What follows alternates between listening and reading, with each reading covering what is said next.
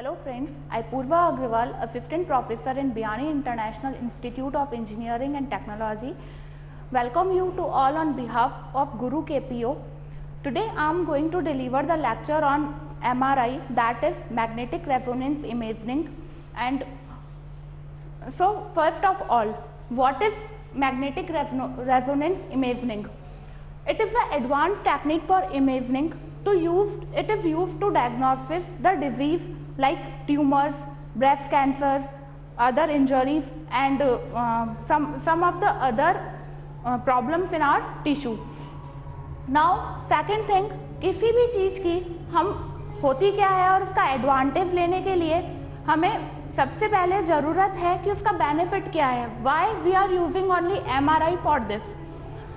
MRI को use करने का सबसे पहला बेनिफिट है कि ये एक नॉन इन्वेंसिव टेक्निक है. नॉन इन्वेंसिव का मीन क्या होता है कि जो भी रेडिएशन हम यूज़ कर रहे हैं, इस टेक्निक में हम इमेज लेने के लिए जो भी रेडिएशन यूज़ कर रहे हैं वो रेडिएशन बॉडी के किसी भी पार्ट को अफेक्ट नहीं करेगी. सेकंड थिंग, इससे हम हर तरह का डिटेक्शन बहुत इजीली कर पाएंगे. जैसे डिफरेंट एंगल में हम टिश्यू का डिटेक्शन इजीली कर पाएंगे. डिफरेंट एंगल का मीन कि हम टॉप बॉटम डिटेक्शन बॉडी का एक बार में कर सकते हैं. राइट लेफ्ट व्यू हम एक साथ देख सकते हैं. और apart from that front end back and भी हम बॉडी का इजीली एक साथ डिटेक्ट कर सकते हैं. थर्ड, इसका एडवांटेज क्या है कि इसमें हम जो वर्किंग प्रिंसिपल यूज़ करते हैं वो अदर टेक्निक से मोस्ट इफेक्टिव है. कैसे? इसमें वर्किंग प्रिंसिपल हम जो यूज़ करते हैं बेसिक ह्यूमन की बॉडी को कंसीडर करके करते हैं. वी कंसिडर इट कि ह्यूमन बॉडी जो हमारी है 70% उसमें वाटर प्रेजेंट है. Water particle we all know that two part में आयनाइज होता है, हाइड्रोजन एंड ऑक्सीजन. इसमें हम बेसिक हाइड्रोजन को यूज़ करते हैं अपने डिटेक्शन के लिए. अपने डिटेक्शन में हम हाइड्रोजन को एज अ टाइनी मैग्नेट की तरह ऑपरेट करवाते हैं. हम जिस भी पार्ट का हमें डिटेक्शन करना हो उस बॉडी के उस पर्टिकुलर पार्ट को हम दो मैग्नेट्स के बीच में रख देते हैं और उनमें मैग्नेटिक फील्ड जनरेट करते हैं. जब ये हाई मैग्नेटिक फील्ड हाइड्रोजन के न्यूक्लियाई पर जाता है, अटैक करता है, तो हाइड्रोजन की ओरिएंटेशन चेंज होने लगती है. और जो change of orientation of hydrogen in body, वही चीज़ हम क्या करते हैं, कैप्चर कर लेते हैं. इस चीज़ को रिकॉर्ड करने के बाद हम इस चीज़ को डिजिटल इमेजिंग के through, digital image processing technique के थ्रू इमेज में कन्वर्ट कर लेते हैं.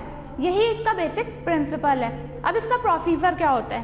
प्रोसीजर के लिए हम बात करें, प्रोसीजर में दो चीज़ यूज़ होती है. एक होलो मेटेलिक ट्यूब होती है और एक स्लाइडिंग टेबल होती है. हम पेशेंट को स्लाइडिंग टेबल पे प्लेस करते हैं, देन उसे होलो मेटेलिक ट्यूब में इंसर्ट करते हैं. होलो मेटेलिक ट्यूब बेसिकली उसमें हाई मैग्नेटिक फील्ड मेंटेन करने के लिए मैग्नेट्स होती है. देन उस मैग्नेटिक फील्ड को सस्टेन रखने के लिए हमें एक RF कॉइल भी यूज़ करनी पड़ती है. मैग्नेटिक फील्ड बहुत ज़्यादा हाई इंटेंसिटी का होता है, दैट्स अ 1.5 to 4 टेस्ला. इसको हमें कूल अप करने के लिए लिक्विड फॉर्म ऑफ हीलियम की ज़रूरत होती है. फाइनली हम क्या करते हैं, जैसे ही बॉडी को अंदर प्लेस करते हैं हॉलो ट्यूब में मैग्नेटिक फील्ड क्रिएट हो जाता है और वहीं हमारे बॉडी के हाइड्रोजन एटम्स की मूवमेंट को कैप्चर कर लेता है.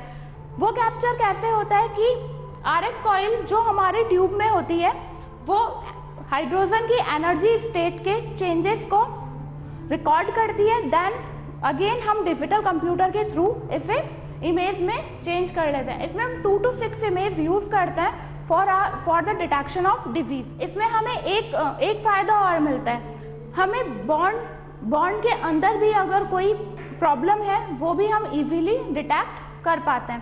Thank you and thank you. For more detail log on to www.gurukpo.com.